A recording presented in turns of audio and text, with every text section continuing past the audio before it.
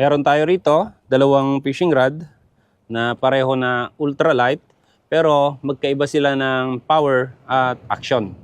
So umpisahan natin dito sa isang ultralight. Ang power nito ay nasa 10 grams ang lure.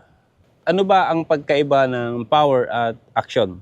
Yung power ay nakabase sa kung ano yung kaya niya na ihagis o yung kayang i-handle na lure ng ating rod. Yung isa naman, ang power niya ay maximum of 7 grams.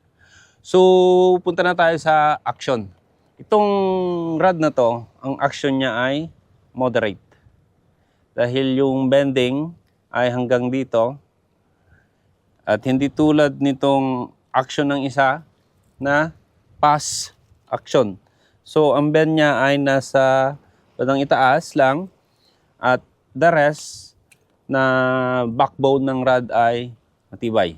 So, yun yung action. Ito ay pass. Ito ay moderate. So, magkaiba ang action, magkaiba ang power, pero pareho na ultralight. Ngayon, ang basihan natin sa paggamit ng lure ay sa power ng bawat fishing rod.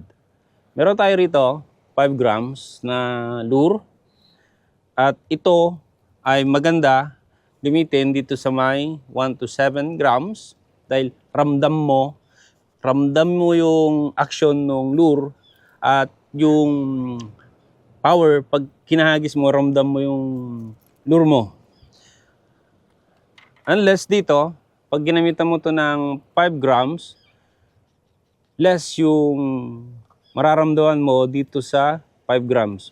Compare dito sa 7 grams na lure, pagkahagis, ramdam mo yung bigat at pag nire-retrieve mo, ramdam mo yung action ng lure.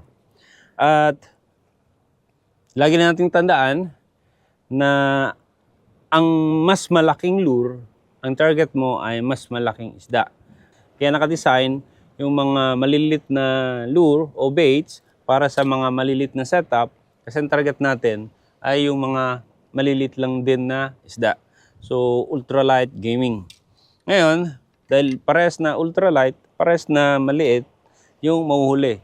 Pero ito kasi, mas malaki yung chance na makahuli ka ng mas malaki dahil mas malaki yung gamit mo at mas malayo yung mararating ng lure na 7 grams or 10 grams kumpara sa ating 5 grams. Mas mabigat na lure, mas malayo ang mararating. Mas manipis na line, mas mabigat na lure, mas malayo mararating. So yun lang mga idol. Thank you so much and God bless.